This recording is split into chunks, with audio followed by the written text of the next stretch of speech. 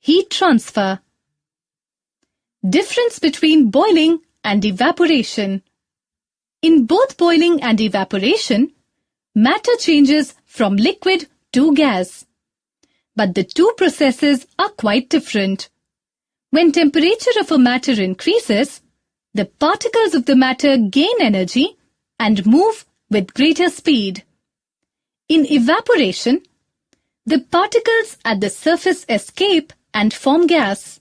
So, the process of evaporation takes place at the surface. Thus, evaporation is a gradual vaporization of a liquid on the surface. On the other hand, boiling is a rapid vaporization of a liquid only when it is heated to its boiling point.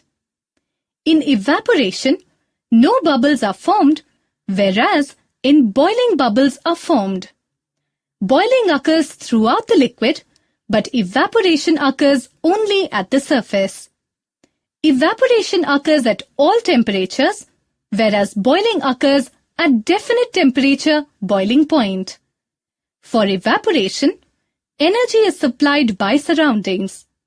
For boiling, source of energy is needed. Boiling occurs rapidly, whereas evaporation occurs slowly. The motion of particles is fast in boiling, whereas in evaporation, few particles move slowly and few at a faster rate. Thermal expansion. Almost all solids, liquids and gases expand on heating. The increase in the size of a body when it is heated is called thermal expansion. There are three types of thermal expansion. 1. Linear expansion.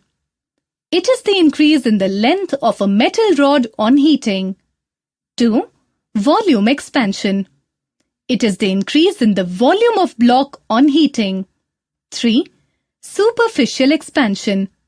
It is the increase in the surface area of a metal sheet on heating. Linear expansion.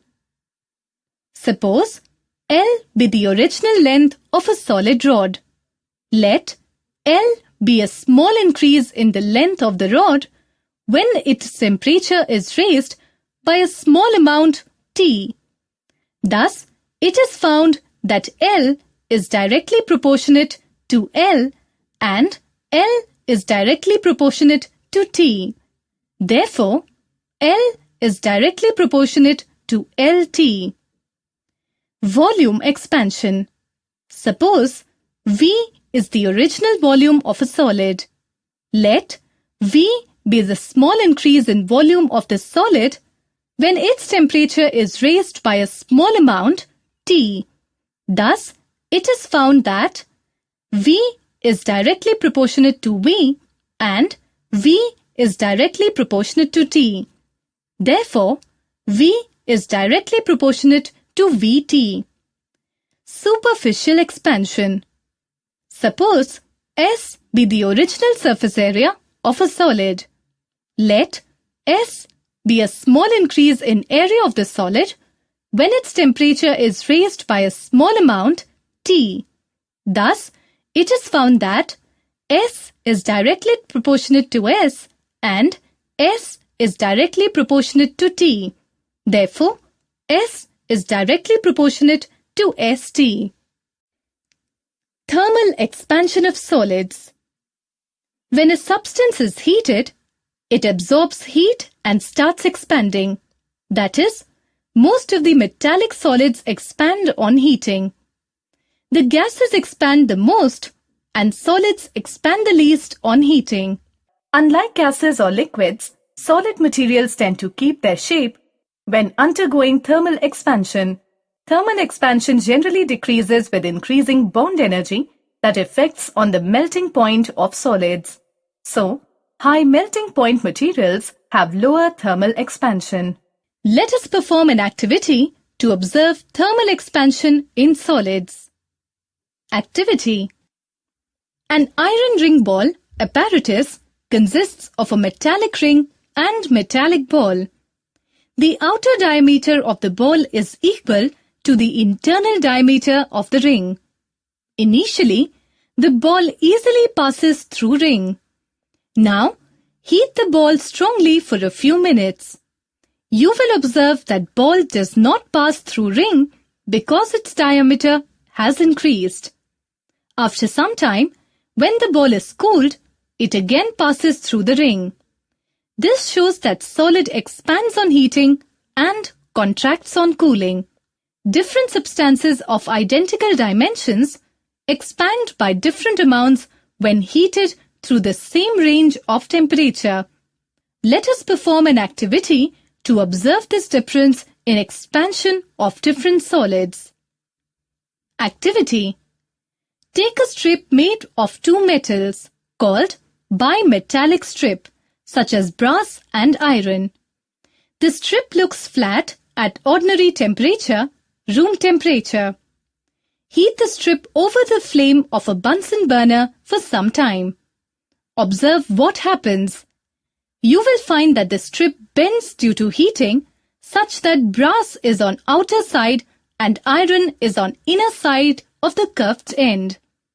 It shows that equal length of brass and iron, different metals, are heated for the same time with same range of temperature, yet have unequal expansion, that is, brass expands more than iron.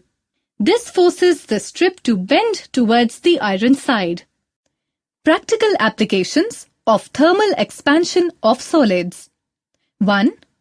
While laying the railway tracks, some space is left between the joints of railway lines. This is done because during excess heat, the temperature rises. If the rails are fixed tightly, leaving no space for expansion, they will bend in summer and may cause derailment of trains.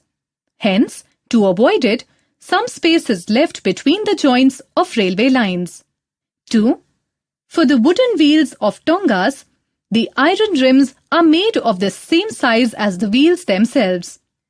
The rims are heated before fitting so that they expand and fit over the wheels.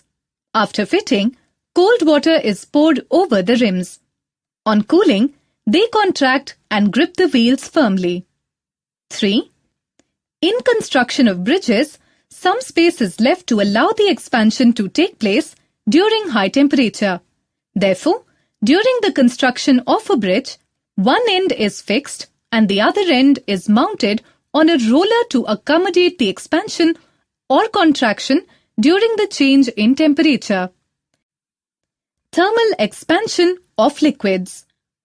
Liquids also expand when they are heated. Let us see with the help of an activity. Activity: take a test tube and fill it to the brim with water. Take a rubber stopper and make a small hole in it. Put it on the mouth of the test tube. Put a small capillary tube through the hole in the cork. Water will rise in it. Now, heat the test tube. You will notice that the water will rise further in the tube. This shows that liquid expands on heating.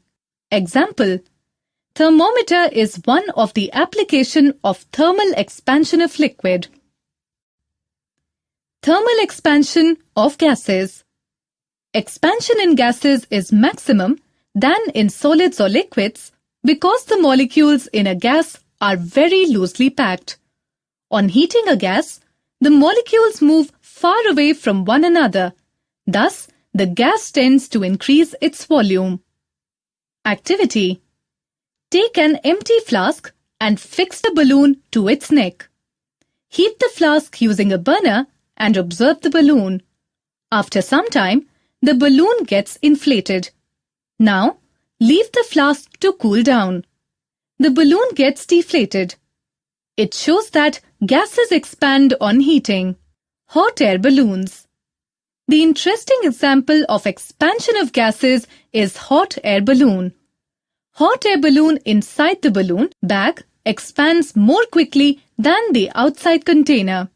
So, it stretches the bag so that it expands and displaces the colder air outside the bag. Scientist: Anders Celsius was a Swedish astronomer.